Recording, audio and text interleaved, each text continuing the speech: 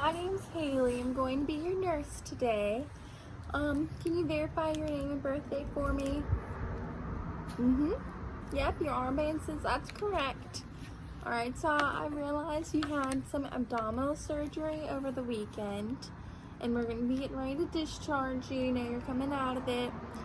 So I just want to know how you're feeling and check up on you, and I wanted to explain some things to you. So one of the complications, or like the after effects of having abdominal surgery, will be pneumonia, and that's like an acute inflammatory process of the lungs. There's like 4 different types. You have pneumonia classified as community acquired, hospital acquired, ventilator associated acquired, and healthcare associated acquired pneumonia.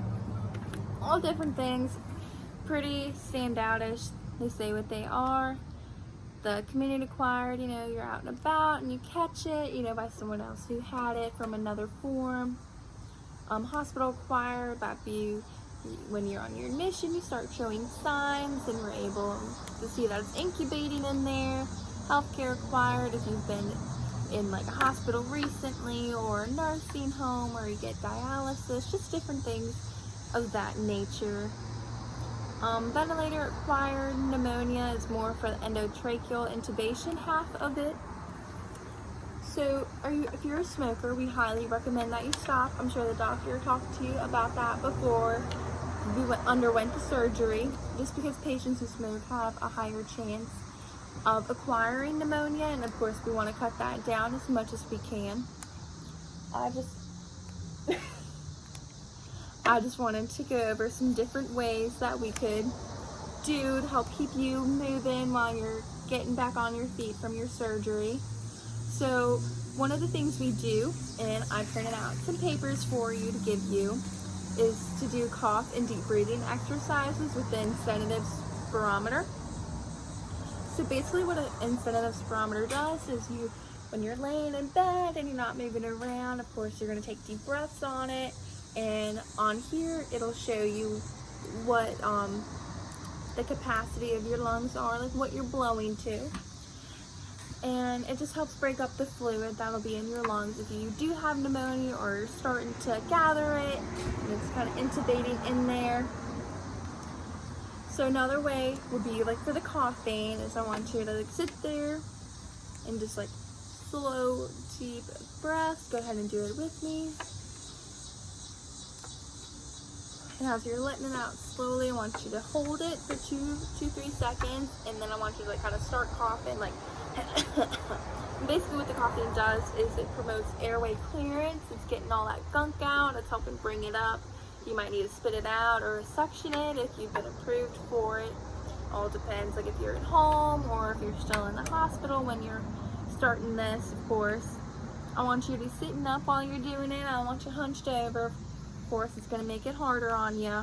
And if we're unable to get you sitting upright, kind of laying in a semi-Fowler's position, like on your side, kind of flex your knees, bring them up to your chest, so that way we're opening your diaphragm and we're not like constricting on it and causing even more issues, because then it's not going to be worth it. We're just going to have to fix it. Another thing is doing oral hygiene. That's going to be really important. We don't want to be accidentally swallowing any water, so we're going to give you these chlorhexidine swabs.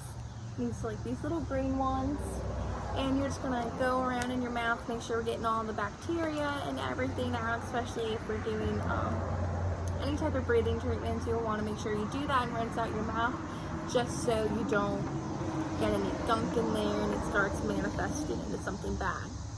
So I definitely want you moving around.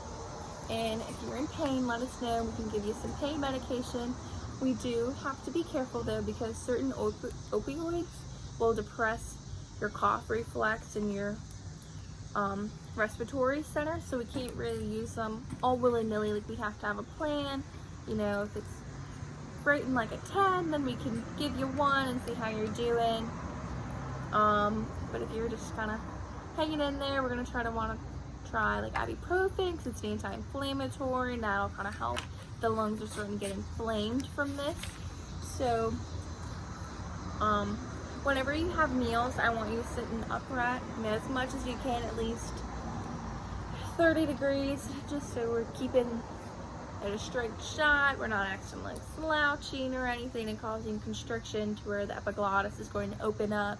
Take deep, slow bites between there. Make sure you're taking a drink of water between every couple bites, and we're just taking our time, not getting too much. So this paper here will be how to use the incentive spirometer. So we want you sitting up straight as we can, no bending your head backwards, upright position, all of that. So this mouthpiece you're gonna put in your mouth and close your lips tightly around it. We don't want any of the air kind of like blowing out and going everywhere else. You're gonna inhale slowly and deeply, kind of taking that deep breath. And you're just gonna blow out your mouth, and the little indicator will rise to see what your capacity is. When you can inhale no longer, we of course want you to remove the mouthpiece and hold your breath for at least 3 seconds. Exhale normally, and keep repeating this throughout the day. If you find yourself just sitting around, try to do at least 10 to 12 times an hour while you're awake, or as often as the doctor is directing. Of course, you want to clean the mouthpiece off after you're done. We don't want all that gunk on there kind of manifesting to something else. The disposable mouthpieces, if the spirometer you get is disposable, don't want to be using that for longer than a day, like 24-hour periods. And just kind of keep a log or like a mental note of how high you're getting the indicator up, just so that we're able to see how far along you're coming. If it's working for you, if we need to take more initiative to getting you to where we want you to be. Do you have any questions? No? Okay. If you do decide, we're going to give you these papers, and if you end up having any questions, then feel free to ring your call bell, or if you're at home when you have these questions, you can always call your primary care doctor, or you can even call on your discharge papers. There will be a number, and you can call and we'll be able to get you the answers you're looking for, okay? All right.